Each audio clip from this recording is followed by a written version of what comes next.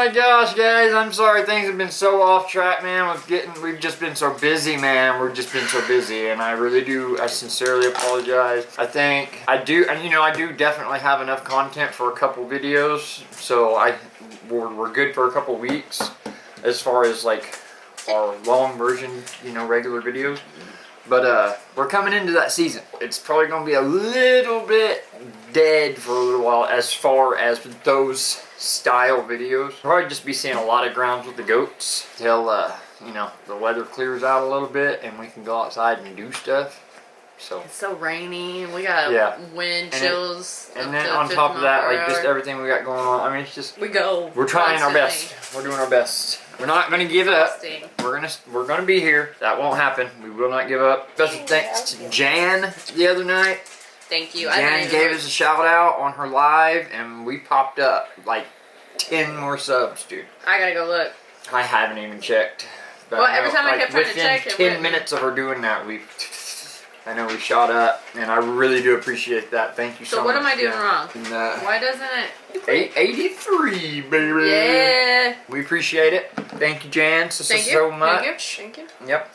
And then this morning, well, I didn't notice yesterday, Grilling with Nick sent me a message, and I was out dashing this morning, and I was going through my phone, and I seen his message, and he sent me his sermon he preached. Yes, we were listening yesterday. To it. So yeah, I'm about halfway through it right now. But yeah, you got it in you, Nick. You got that fire in you, brother. I can tell you're good. He said, put his head back down. I wish, and a part of me hopes that one day I can get to that point where I'm good at getting up in front of people and talking about the gospel. I would love for you to be able to do that. I really do want to.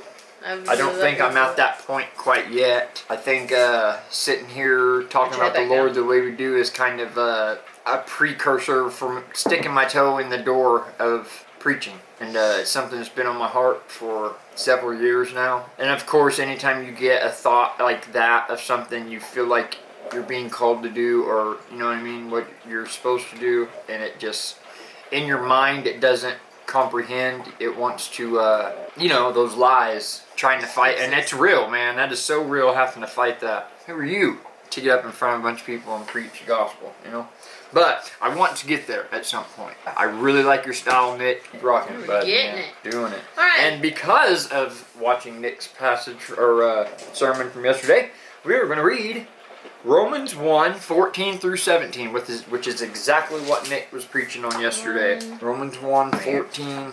So, alright, here we go. I'm going to read it to you. It's good stuff too, man. I am obligated both to Greeks and non-Greeks, both to the wise and the foolish. That is why I am so eager to preach the gospel also to you who are in Rome. For I am not ashamed of the gospel, because it is the power of God that brings salvation to everyone who believes.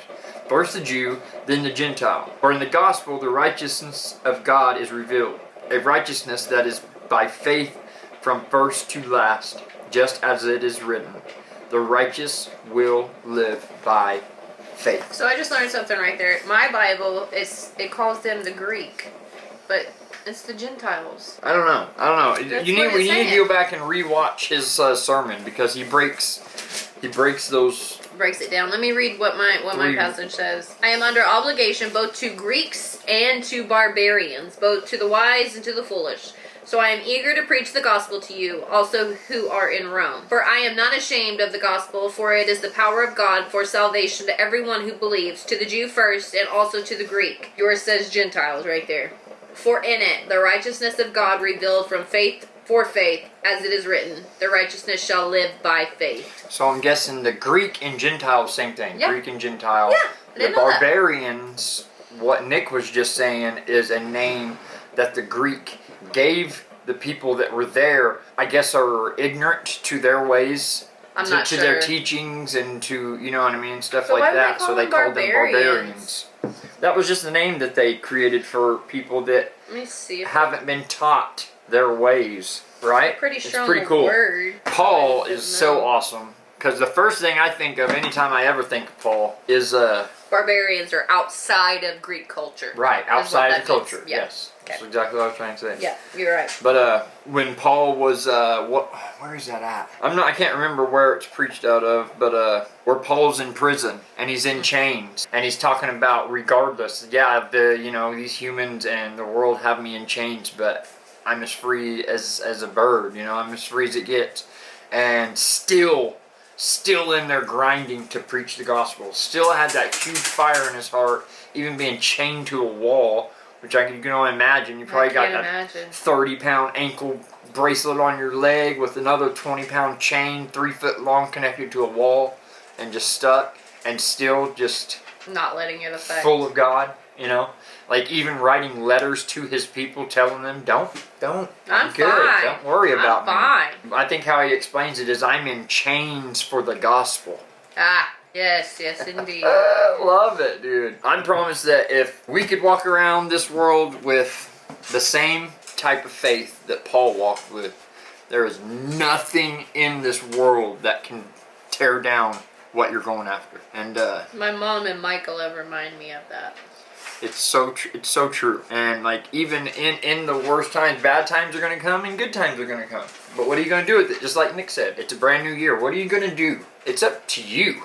I've always felt like happiness and definitely happiness. Happiness, being upset or sad, the bigger majority of it is a choice. It's a choice that you made in your head, right? I mean, I understand that there's going to be situations that, of course, are going to make us sad. It wasn't a choice. Of course, to be sad over whatever situation or whatever. But on just a regular day-to-day basis, on your feelings, when you wake up in the morning, it is your choice to run with a good mood or run with a bad mood, right? And once a person really figures that out, game changer. Absolute game changer. It has been in my life a 100% game changer. There have been very few things that I have crossed in the past 7 years that actually really just wrecked me. Never. It hasn't. In the past 7 years, nothing has completely wrecked me. Have I gotten down in a slump and been anxious and things like that? Of course, I've had those times. But that super faith in Christ and knowing that I'm lucky to have even opened my eyes and have air in my lungs today. Yes. Man, I'm telling you, it sounds cliche, but it's cliche for a reason, right? Be thankful, man, that you woke up this morning, because we don't know. You never know. Cold. You got cold.